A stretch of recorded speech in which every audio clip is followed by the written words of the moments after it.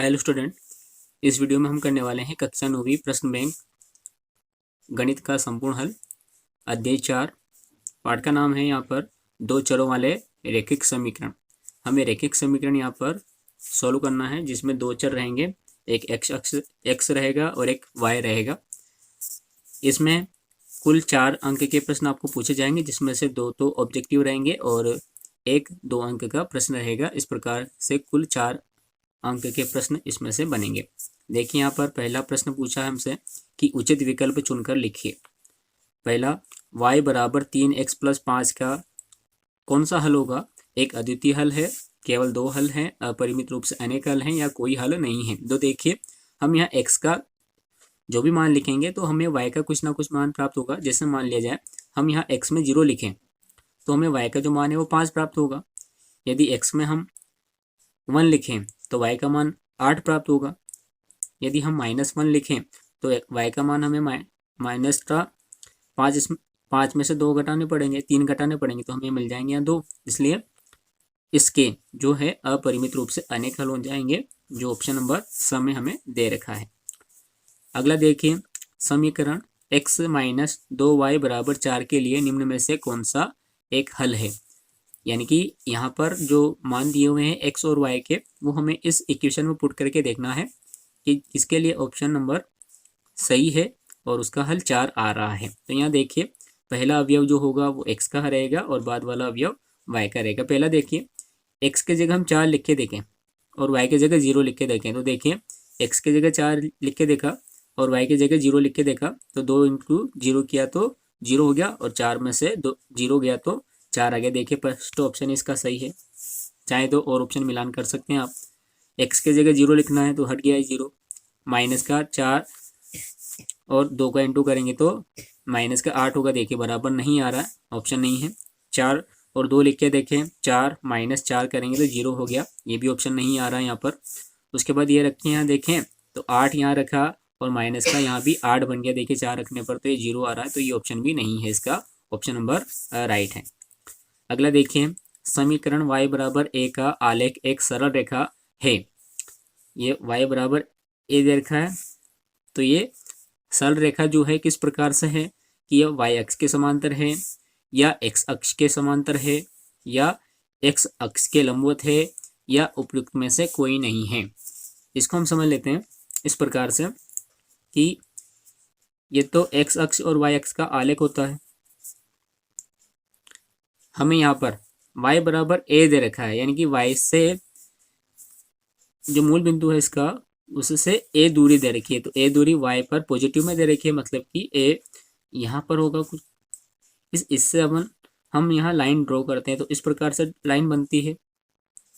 ये x अक्ष है, ये y अक्ष है, तो x के समांतर बनी है लाइनें। तो x के समांतर बनी है तो देख लीजिए यहाँ ऑप्शन दे रखा है ब, आ जाएगा इसका उत्तर x अक्ष के समांतर यहाँ पर आ जाएगा। अगला देखिए, ax plus b y plus c बराबर 0 के रूप के समीकरण को कहते हैं।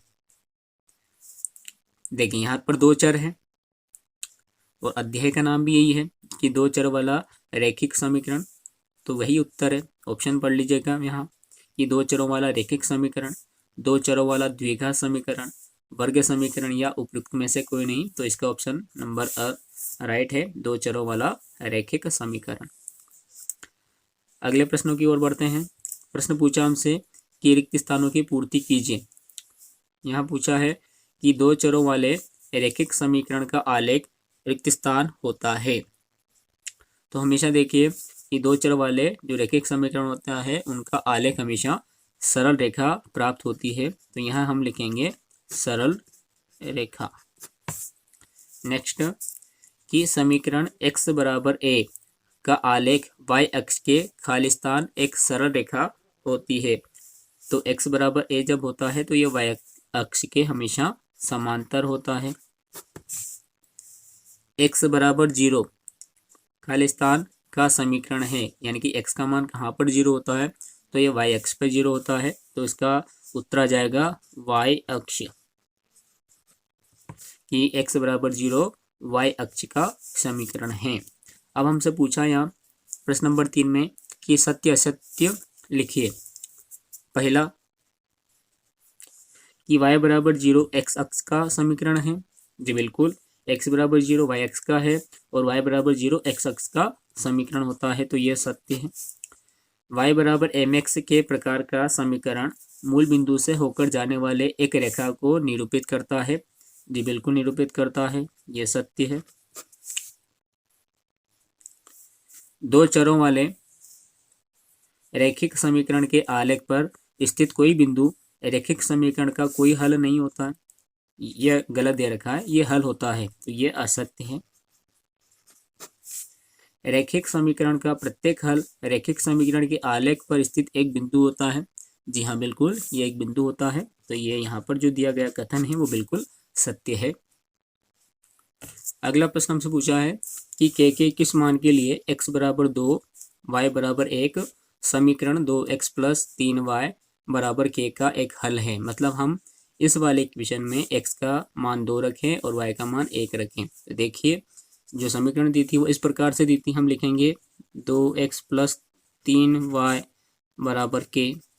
x की जगह 2 लिखना है, यानी कि 2 × 2 प्लस 3, y की जगह 1 लिखना है तो 1 लिखा बराबर k। 2 का × 2 में किया बन गया 4, प्लस 3 का × 1 में किया बन गया 3, बराबर हम लिखेंगे k। देखिए 4 और 3 इनको जोड़ना है तो ये हो जाएगा 7 बराबर k। जब 7 बराबर k आया है तो हम इसको आगे पीछे करके लिख देंगे, तो ये आ जाएगा k बराबर 7 और ये इसका आंसर आ गया। तो k बराबर 7 के लिए इस समीकरण का हल हो जाएगा k बराबर 7। अगला देखिए कि बिंदु 3, 4 समीकरण 3y बराबर ax प्लस 7 के आलेख पर स्थित है, तो a का मान क्या है। तो देखिए यहाँ पर भी हमें x और y का मान यहाँ पुट करना है, तो पुट करके देख लेते हैं। समीकरण जो दी हुई थी वो हम लिखेंगे 3y plus ax plus 7 y की जगह और x की जगह। तो देखिए पहला मान x का होता है, बाद वाला मान y का होता है। पहले y आया है तो हम लिखेंगे 3 और 4 बराबर a, ऐसा कैसे ही है। और x का जो मान है वो 3 है प्लस 7, इसको हल कर लेंगे। 3 का × 4 में किया तो ये हो गया 12 बराबर 3a प्लस 7। हम यहाँ पर ये काम करते हैं कि 3a को तो ले आते हैं इधर और 12 को ले आते हैं उधर, तो ये हो जाएगा पक्षांतर करने पर माइनस का 3a 7 माइनस के 12, यहाँ हो जाएगा माइनस का 3a बराबर, हम यहाँ पर 7 में से 12 को माइनस करते हैं तो माइनस करने पर हमें मिलता है माइनस के 5। तो माइनस से माइनस तो यहाँ कैंसिल हो गया और ये a का मान निकालते हैं तो 3 इसके बटे में चल जाएगा, तो यहाँ आंसर आ जाएगा a बराबर 5/3 या 5/3, ये इसका आंसर हो गया। अगला देखिए कि बिंदु 2,14 से होकर जाने वाली एक समीकरण लिखिए। तो हमें यहाँ पर ऐसे समीकरण लिखनी है तो जो 2,14 से होकर जाती है। तो देख लीजिए समीकरण हमें इस प्रकार से लिखनी है, यानी कि हमें x का मान दिया हुआ है और y जो अर्ध अक्ष है उसका मान दिया हुआ है, हमें इसकी एक समीकरण लिखनी है। तो हम इस प्रकार से लिख सकते हैं। हमने लिख दिया यहाँ पर x प्लस वाई बराबर 16। अब 16 ही क्यों लिखा, क्योंकि हमें रेखा का समीकरण लिखना था, यानी कि x प्लस वाई हमने यहाँ पर लिया है तो x का मान 2 है यहाँ पर और y का मान 14 है यहाँ पर, तो इसलिए हमने लिखा x प्लस वाई बराबर 16। यदि आप ये नहीं लिखना चाहते तो ये भी लिख सकते हैं। यदि हम यहाँ लिख दें 2x प्लस वाई, तो देख लीजिए यहाँ पर ये संख्या बदल जाएगी। y का मान तो 14 है लेकिन ये जो x है डबल हो गया, तो ये हो गया 4 और 14 ये हो जाएगा 18। तो हम ये भी लिख सकते हैं कि 2x प्लस वाई बराबर 18। हम x प्लस 2y भी कर सकते हैं, जो आपकी इच्छा हो लिखने की वो लिख सकते हैं, क्योंकि इसके अपरिमित रूप से अनेक समीकरण हम प्राप्त कर सकते हैं और उन्हें यहाँ पर लिख सकते हैं। अगला प्रश्न हमसे पूछा है कि f बराबर 9/5 C प्लस 32 फ़ारेनहाइट को सेल्सियस में रूपांतरित करने वाला एक रैखिक समीकरण है। यदि ताप C बराबर 30 डिग्री सेल्सियस में है तो f का मान फ़ारेनहाइट में क्या होगा। तो देखिए जो समीकरण दिया है हम वो लिख लेते हैं पहले। ये समीकरण हमने लिख लिया, f बराबर 9/5 c प्लस 32। हम यहाँ पर c की जगह 30 लिखेंगे। तो देखिए हमें मिलेगा 9/5, c की जगह हम लिखेंगे 30, तो लिख देंगे इंटू 30 प्लस 32। उसके बाद देखिए 5 से हम इस 30 को डिवाइड कर लेते हैं, तो 6 बार कट जाएगा।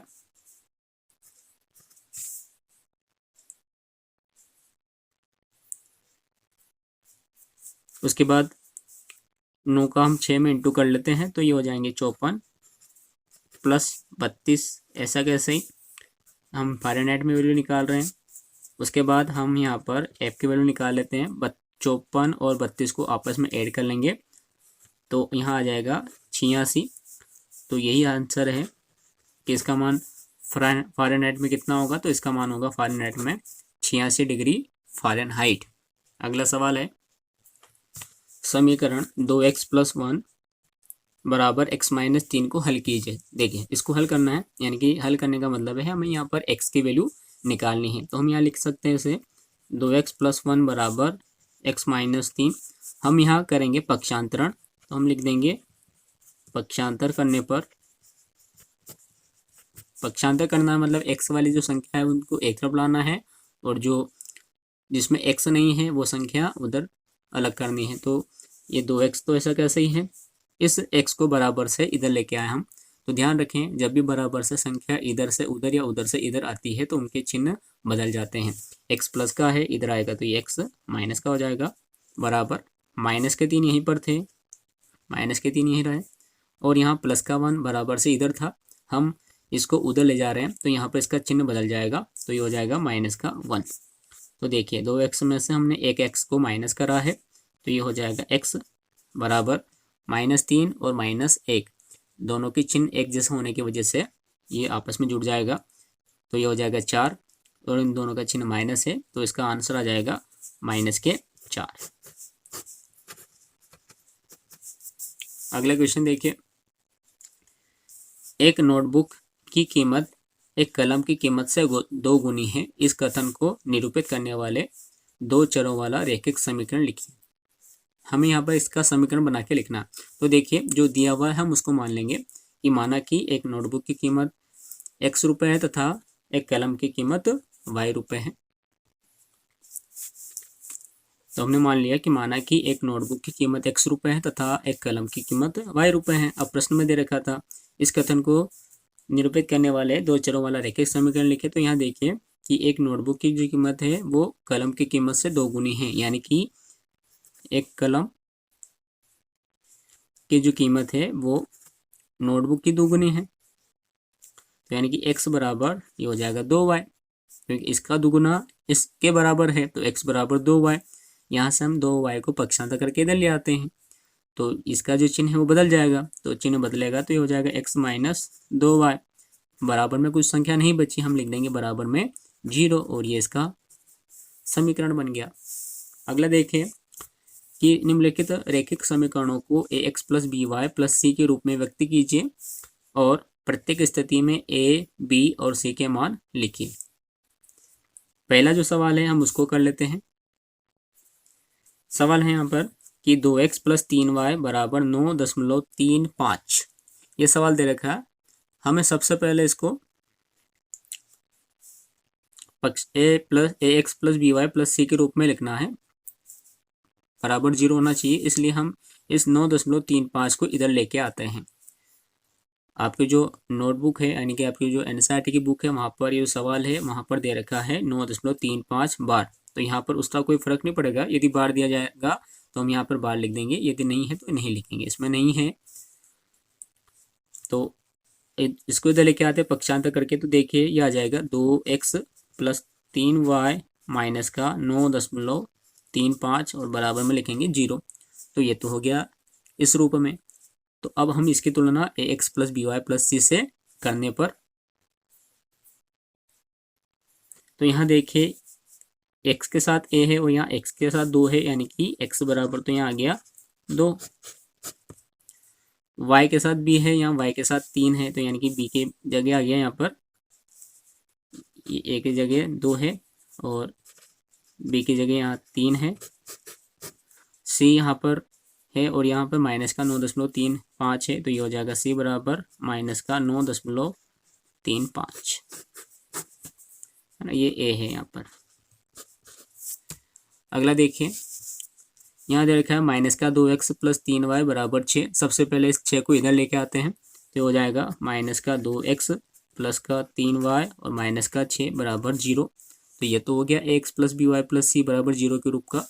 यहाँ पर भी हम इसकी तुलना ax plus b y plus c से ही करेंगे। तो यहाँ देखते हैं, यहाँ a के स्थान पर आ रहा -2, तो यहाँ पर a बराबर हो जाएगा माइनस का 2, b के स्थान पर 3 है यानी कि b बराबर हो जाएगा 3, और c के स्थान पर -6 है तो c बराबर हो जाएगा माइनस का 6।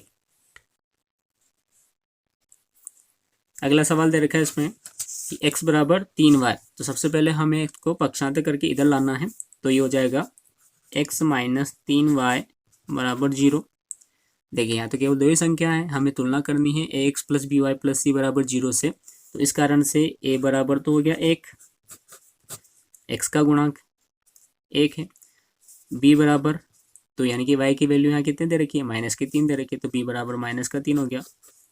चूंकि सवाल में अचर संख्या कोई दे नहीं रखी है, तो हम यहाँ पर c बराबर लिख देंगे 0, c बराबर 0 लिख दिया हमने। और इसका लास्ट सवाल यहाँ दे रखा है 3x प्लस 2 बराबर 0। तो ये पहले ही ax प्लस बी वाई के रूप में बी वाई प्लस सी बराबर 0 के रूप में दे रखा है, तो इसे आगे सॉल्व करने की तो आवश्यकता नहीं है। लेकिन इसमें हमें ए बी सी की तुलना करनी है, तो हम लिखेंगे यहाँ पर कि इसकी तुलना ax plus b y plus c बराबर 0 से करने पर। तो हम यहाँ देखते हैं कि यहाँ a बराबर तो 3 आ गया, b का मान होता है y की संख्या, तो y में यहाँ पर कुछ भी नहीं दे रखा है, तो b बराबर हो गया इसका 0, और यहाँ पर c बराबर यानी कि अचर मान दे रखा है 2, तो c का मान हो गया यहाँ पर 2।